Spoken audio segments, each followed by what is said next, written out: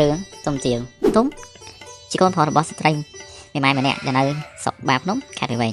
បានបួសរៀនជាមួយនឹងមិត្តភក្តិម្នាក់ឈ្មោះថាពេជ្រដែលនៅ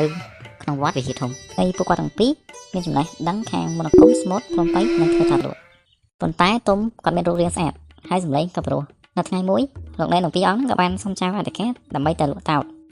ទុំនិងពេជ្រលួចរហូតទៅដល់ស្រុកត្បូងឃ្មុំទុំបានស្មូតយ៉ាងពិរោះដែលធ្វើឲ្យអ្នកស្រុកត្បូងឃ្មុំឈូឆរចូលមកស្ដាប់នាងណូដែលជាខ្ញុំកាជះហ្នឹងក៏ឃើញទុំហ្នឹងស្អាតហើយច្រៀងព្រោះក៏គួរចិត្តស្នេហាក៏ប៉ុន្តែដោយសារឋានៈរបស់នាងហ្នឹងទូចពេកនាងក៏រត់ទៅប្រាប់នាងទាវឲ្យនាងទាវហ្នឹងហៅទុំមកស្មូតនៅផ្ទះរបស់ខ្លួនហើយនាងទាវហ្នឹងគាត់ទៅលើនាងណូនិយាយអញ្ចឹងភ្លាមក៏ធ្វើអង្វរម៉ែហ្នឹងឲ្យម៉ែហ្នឹងហានទុំហ្នឹងមកស្មូតនៅផ្ទះរបស់ខ្លួនទុំស្មូតយ៉ាងពិរោះហើយនាងទាវហ្នឹងចាំចិត្តស្រឡាញ់ទៅរៀបចំឲ្យថាហុំទៅ10ស្វាបរិយដើម្បីប្រកែកទៅទុំចឹងណាហើយក៏ប្រាថ្នាថា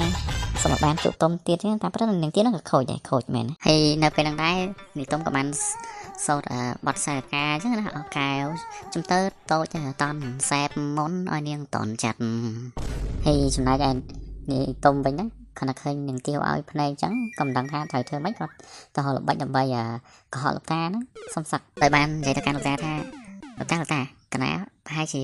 និស័យជាមួយពុទ្ធសាសនាលោកតានិសាកណាទៅស្មូតហ្នឹងឃើញរៀងម្នាក់ស្អាតខ្លាំងពេកលោកតាហើយលោកតាហ្នឹងក៏បានទស្សទាយថាបើសិនជាទុំឯងសឹកទុំឯងនឹងស្លាប់ត្រូវបានចាក់គុយ